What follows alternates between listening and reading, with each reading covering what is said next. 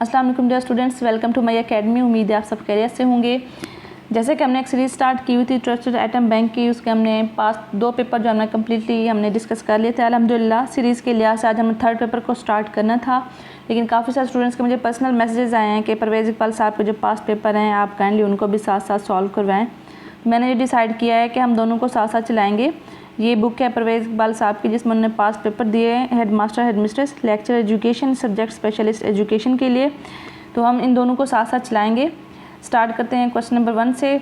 Start करने से पहले एक रिक्वेस्ट है, अगर आप इस चैनल पर न्यू हैं तो चैनल को सब्सक्राइब कर दें एंड बेल आइकन लाजमी प्रेस करें ताकि सारी वीडियोस आपको टाइम पे मिल सकें। अपनी प्रिपरेशन साथ साथ जारी रखें। जब तक टेस्ट अनाउंस होता है तो इंशाल्लाह आपकी प्रिपरेशन अच्छी हो जाएगी। अपने फ्रेंड्स से लिंक लाजमी शेयर करें। Let's start with the question number 1। Kindergarten system of education was contributed by. Option C correct option है, फ्रोबेल ने ये दिया था। ये किंडरगार्टन मीन्स के garden of children, garden for children, कि जिसमें बच्चों को एक्टिविटी बेस्ड पे लर्निंग दी जाती है, बच्चे सीखते हैं। सिंगिंग से प्ले वे मेथड यूज़ किया जाता है, ठीक है। तो ये एक सिस्टम है जो जिसे फ्रोबेल ने दिया था कि इसमें बच्चे की जो लर्निंग है वो सिंगिंग पे, एक्टिविटी बेस पे या फिर प्ले वे मेथड में होती है। गिफ्ट्स दिए जाते हैं, डिफरेंट कंसेप्ट है इसके। ऑप्शन सी करेक्ट ऑप्शन है। नेक्स्ट है, a teacher ask and invites the questions in the class to. एक टीचर क्लास में क्वेश्चन क्यों पूछता है, ठीक है, उसका एम क्या होता है, वो क्या उसका मकसद होता है, पर्पस क्या होता है। ऑप्शन डी करेक्ट ऑप्शन है, अट्रैक्ट द स्टूडेंट इंटरेस्ट, ताकि बच्चों का ध्यान वो ले सके, ठीक है, बच्चों को एक्टिव रख सके। Option D is correct option. Next है, full fledge institution of education were established at the university to lay down the basis for continuous. जो फुल फ्लेज इंस्टीट्यूशन थे एजुकेशन के, उनको इस्टेब्लिश किया गया यूनिवर्सिटियों में, ठीक है, कंटिन्यूअस रिसर्च के लिए। ऑप्शन ए करेक्ट ऑप्शन है। नेक्स्ट है, literal meaning of curriculum is.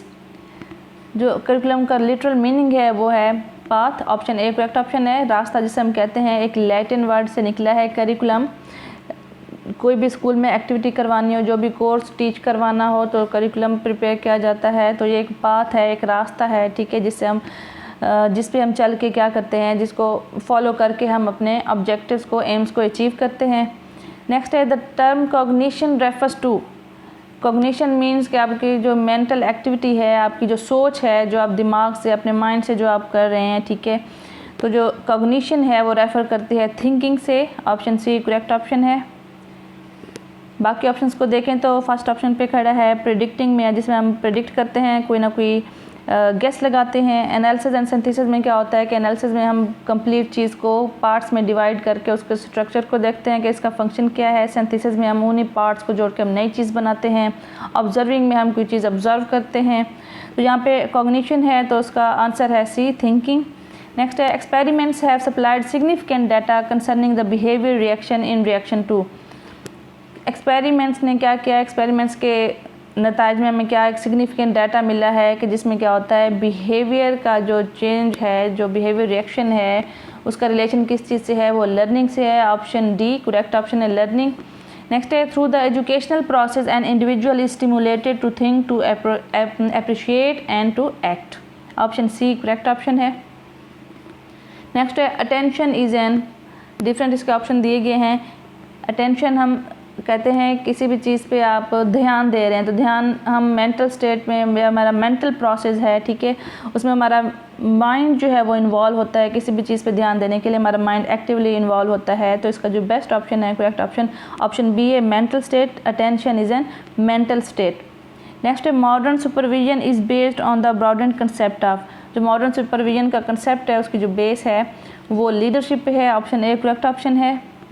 Who is responsible to transmit the cultural values in the society?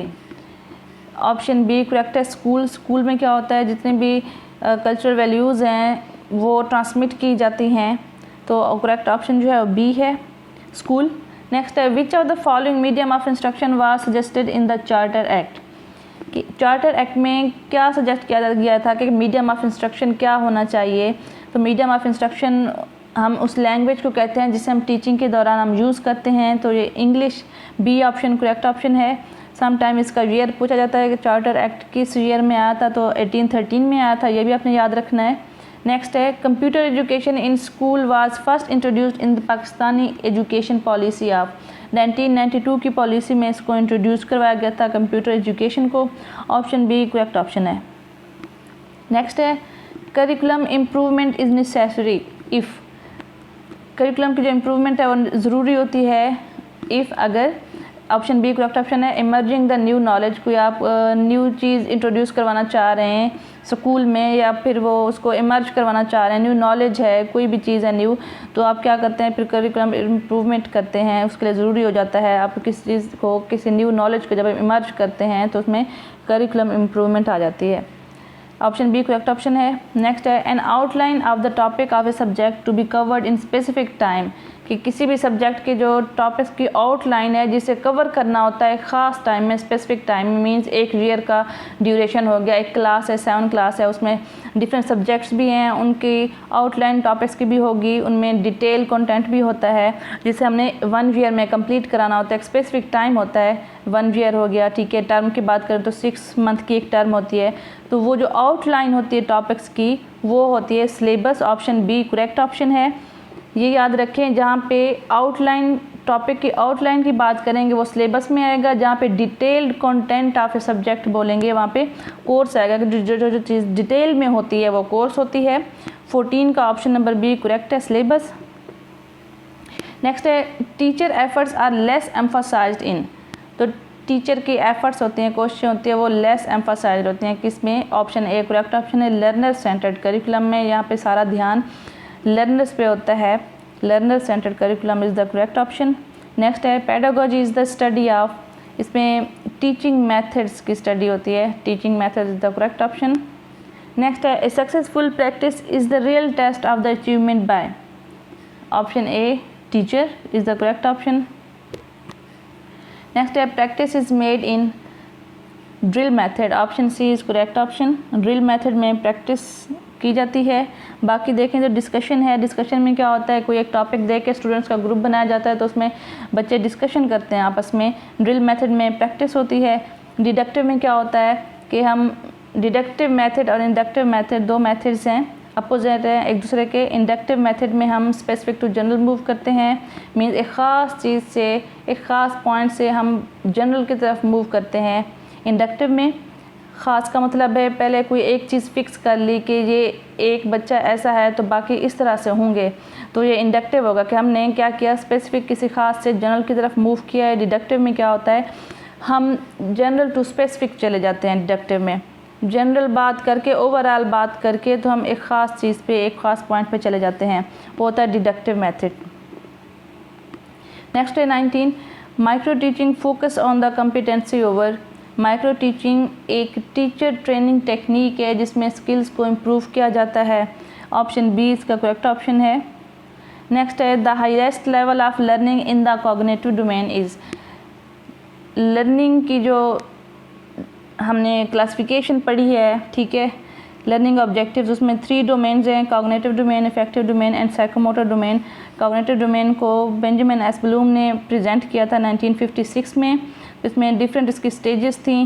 First number पे था ये नॉलेज, नेक्स्ट पे था कंप्रीहेंशन, फिर application, analysis, synthesis and evaluation. तो some time इनकी सीरीज़ भी पूछी जाती है कंप्लीट कि किस सीरीज़ में है। सम टाइम हाईएस्ट और लोवेस्ट लेवल पूछा जाता है। हाईएस्ट लेवल एवेल्यूएशन है, डिसीजन बेस्ड है, एंड जो लोवेस्ट है वो नॉलेज है, जस्ट किसी भी चीज़ को याद करना, वो नॉलेज में आता है। तो इसके डिफरेंट इसके सब ग्रुप्स हैं।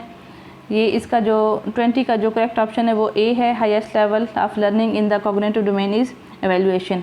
नेक्स्ट है communication without words is called, जो आप कम्युनिकेट कर रहे हैं, किसी से बात कर रहे हैं, कम्युनिकेशन हो रही है वर्ड्स के बगैर, तो वो क्या कहलाएगी? बेसिकली कम्युनिकेशन के डिफरेंट टाइप्स हैं, verbal communication, non verbal communication, written communication and visual communication. तो यहाँ पे बात की गई है कि कम्युनिकेशन विदाउट वर्ड्स के अल्फाज नहीं यूज़ करने, ऐसे ही आपने कम्युनिकेट करना है, तो वो हमारा ऑप्शन ए करेक्ट है, नॉन वर्बल कम्युनिकेशन। जब हम बात करते हैं किसी से, जैसे हमने सलाम करना हो तो हम बोल के कहते हैं कि अस्सलाम वालेकुम, मतलब हमने वर्ड्स यूज़ किए हैं, तो वो हमारी वर्बल कम्युनिकेशन होगी। सम टाइम हम बोलते कुछ नहीं है तो दूर से हाथ हिला देते हैं, तो हैंड रेस कर देते हैं, तो ये हमने क्या किया, नेक्स्ट को मैसेज भी पहुंचा दिया, नेक्स्ट को जो बंदा होता है, पर्सन होता है, उसको समझ भी आ जाती है, लेकिन हमने बोला कुछ नहीं है, जस्ट अपनी बॉडी मूवमेंट से हमने कोई ना कोई इशारा दिया है, कोई साइन दिया है, तो ये हमारी नॉन वर्बल कम्युनिकेशन होगी। रिटन कम्युनिकेशन में क्या होता है, हम कोई चीज़ लिख के या मैसेज देख लें, मैसेज में हम कोई बात लिख के सेंड कर देते हैं, तो ये हमारी क्या होगी, रिटन कम्युनिकेशन होगी। नेक्स्ट है Charles Wood dispatch was presented in, ये प्रेजेंट किया गया था 1854 में, ऑप्शन सी। नेक्स्ट है the application of philosophy in education direct towards the, जब हम फिलासफी को अप्लाई करते हैं एजुकेशन में, बेसिकली ये एजुकेशन एंड फिलासफी दो साइड्स हैं किसी भी कोइन के। Without philosophy education is nothing, जो एजुकेशन के ऑब्जेक्टिव्स हैं वो हमें फ़िलासफ़ी से ही मिलते हैं। तो यहाँ पे जो बेस्ट ऑप्शन है वो है सिलेक्शन ऑफ ऑब्जेक्टिव्स के application of philosophy in education direct towards the selection of objectives. Next है which is not hereditary factor, इनमें से कौन सा फैक्टर है जो मतलब मीन्स कि हमें विरासत से नहीं मिलता। कलर भी विरासत में आता है, ठीक है, हाइट भी है, आई कलर भी है, सिर्फ ये डाइट है, ये इन्वायरमेंटल फैक्टर है। सी इसका करेक्ट ऑप्शन है कि ये हेरिडिटरी फैक्टर नहीं है। Who develop the first intelligence test, first intelligence test किसने डेवलप किया था, ऑप्शन सी करेक्ट ऑप्शन है, बिनेट ने किया था। आज की इस वीडियो में हमने 25 MCQs डिस्कस किए हैं, इंशाल्लाह नेक्स्ट 25 करेंगे। आई होप कि आप सबको समझ आ गई होगी। राय ज़रूर दिया करें कमेंट्स में। ओके, टेक केयर, अल्लाह हाफ़िज़।